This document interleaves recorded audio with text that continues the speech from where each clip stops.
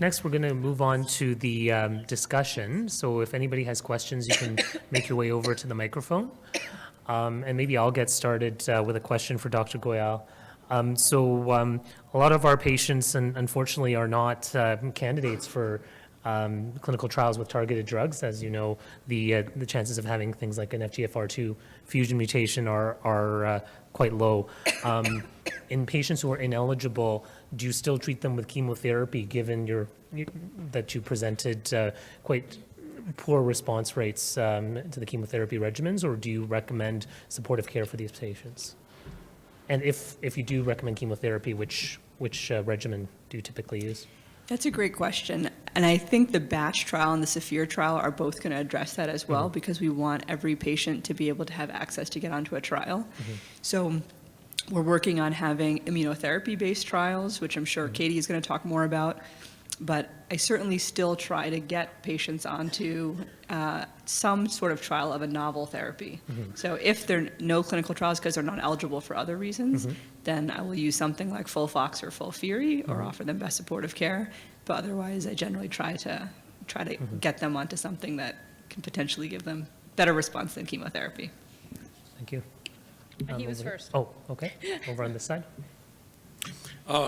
In terms of mutations mattering, would it be practical to go back to some of the old trials where we have a lot of data regarding the results and pull some of the tumors and biopsies out of their deep freeze and run genomic analysis on them and see how the results depend on the genomic results? I think that's a great question. They've certainly done that in colon cancer. The question is, will it matter what your mutations are in terms of how well you respond to, for example, gemcitabine and cisplatin, or respond to adjuvant capecitabine? Hard to know how much those mutations matter in terms of response to chemotherapy, but certainly going forward, we're really encouraging all of our patients and all of our colleagues to try to profile patients so that we have this fund of knowledge that as new drugs come out and new research comes out, we can see how these mutations are both predictive and prognostic. Over on this side. So before the lecture, I was going to ask a question that seemed outside the box, but you, in the last lecture, talked about potentially what I'm thinking. So I guess the question is, so someone who has advanced disease, that they have, a big lesion in the liver and then metastases. If going after that big lesion, does it affect the satellite lesions? Kind of like, Star Wars, where you hit the mother load and the droids die. Sorry, not a joke. But I was just trying to get at is if you have there was some theory out there that, let's say you have a big lesion in the liver and you have metastases in the rest of the body, by sort of trying to shrink that major one, that it may have some antigenic or some other effect on the satellite lesions. Anybody ever heard that or no? Okay, I'll take a stab at this. I mean, what you're describing is something that we refer to as the abscopal effect, and usually applies to the immunotherapy treatment arena. So this is going to be the upcoming session. But generally, the idea is by treating the primary tumor with some sort of therapy, does it trigger the immune system to actually have an effect on distant metastases? And I don't think that's been described very well in cholangiocarcinoma at this point. Because I think with immunotherapy in this disease, we're still in our infancy, and you'll hear about it shortly. So that's my short answer to that. Thank you. All right, and on this side. Yeah, my question is regarding the adjuvant therapy. So is there any practice that has the extended adjuvant therapy? For example, like chemotherapy with capecitabine longer than 8 cycles?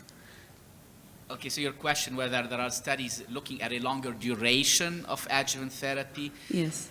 No, that's not been done in cholangiocarcinoma. If we extrapolate, look at colon cancer, for example. With colon cancer, we've gone from 12 months to 6 months because there was no significant difference. And now data supports in a subset of patients being able to do as short as 3 months.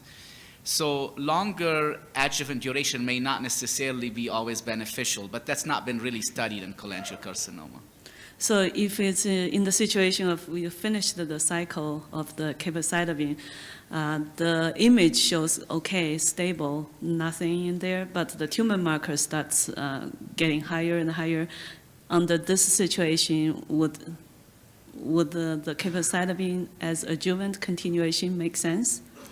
Again, great question and a great challenge clinically for all of us. So in theory, when we're treating a patient adjuvantly means we do not see any disease on scans. So I'm assuming what you're saying is the scans show no active disease, but a marker is rising. That's a very difficult situation because that may mean that there is some microscopic recurrence, but may not either. Serum markers are not always reliable, and they can be affected by inflammatory changes and other things. So we do not usually make major treatment changes based on serum markers alone at this point. Okay, thank you. There's one more question on the side here.